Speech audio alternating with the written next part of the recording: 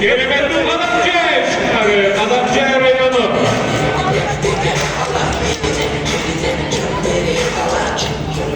Çoklu ilçesi Ekici grubumuz çok olsun çocuklar.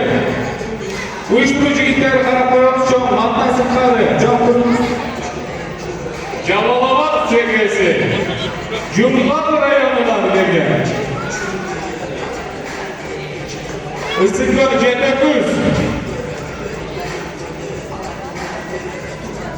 Tavan seviyesi.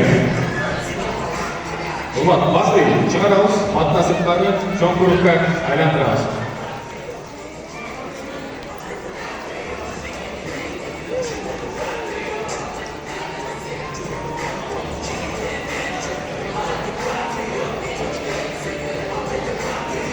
Alay cemiyetinden daha geliyemizge, Bişkek şehrinden, Borbor kalanımızdan geliyemiz kafede. Tüy yolu olsun. Çok.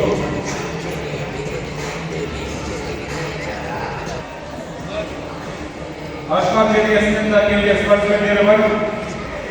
Aşkarlıklarımız da var.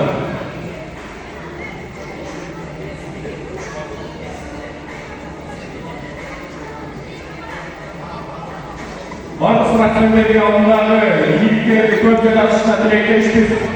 Anlayana sportu gününe hareketlenmesek, varlığımızın tezahürü çıkıda biz alınan ilimli, oşolun negizde sportluk çevrecilikli, bu Kırgızistan'da demişti, oşol devlet dünyada sportun demişti, sağlık başında mırkız partinin olacak beklenir.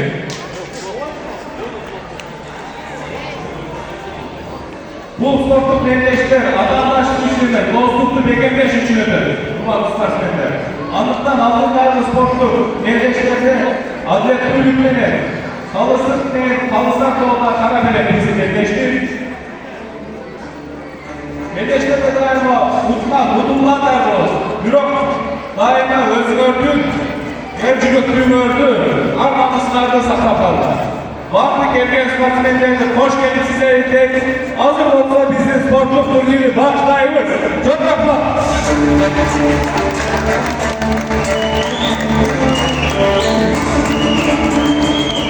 Bir bana olsun.